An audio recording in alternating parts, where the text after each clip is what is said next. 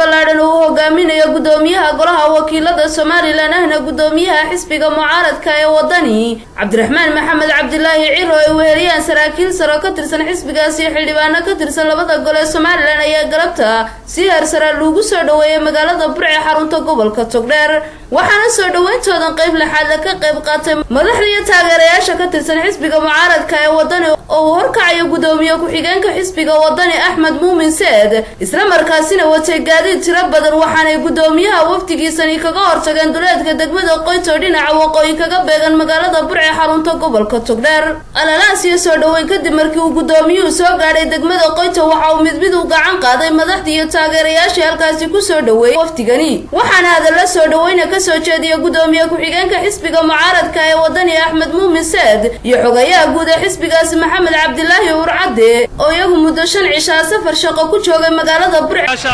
baaxadda xisbiga wadani aad iyo aad baan salaamayna waxa ilaahay maadiyo maanta inuu ku soo dhaweyno magaalada Burco Togdheer Qoyto oo ka tirsan Burco inaynu ku soo dhaweyno gudoomiyeeni iyo waftiga ballaaran uu hogaamiyo xildhibaanada golaha wakiilada mas'uuliyiinta xisbiga waxaan ugu mahad celinayso dhaweynta quruxda badan leh ee aad galabtoo dhan runtii taagnaydeen reer Burco sida qiimaha iyo qaayaha leh ee ay u qaabileen gudoomiyaha golaha wakiilada ahna gudoomiyaha xisbiga wadani aad iyo aad buu xisbiga wadani ugu mahadnaqayaa waxaan ummadda reer Burco u sheegaynaa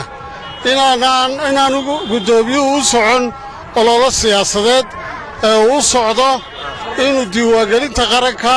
sidii ay u hirgeli lahayd si qarannimo ah ayuu rabaa inuu gobolkoo dhan kaga hawlgalo ilaa iyo xuduudda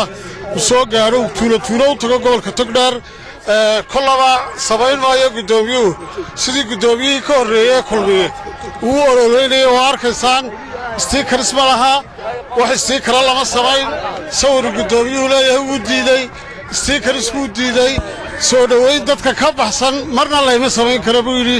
waxa iyaguna halkaasi hadalka iska daba maray saraakiish iyo xildhibaanadii labada gol ee Soomaaliland ee qaybta ka ah waftigani gudoomiyaha xisbiga wadani ahna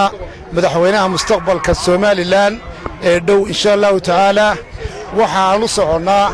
waxa weeye sida gudoomiyuhu idin sheegay diiwaangelinta sidan ugu sheegi lahayn bulshada reer Togdheer inay isdiiwaangeliyaan oo u soo wada dareeraan oo diiwaangelintaasoo ah mustaqbalkii moogtahay Soomaaliland maanta diiwaangelintaas aad iyo aad baan ugu faraxsanahay soo dhawaantan qaaliga ah iyo diiran maxay hayday ay diiladu ka muuqato waxaynu rajaynaynaa waxaan u soconaa diiwaangelintii waxaynu rajaynaynaa inaynu si weyn isu diiwaangelino aad baan idinku mahadnaqaynaa soo dhaweynta fiican ee noogu timaadeen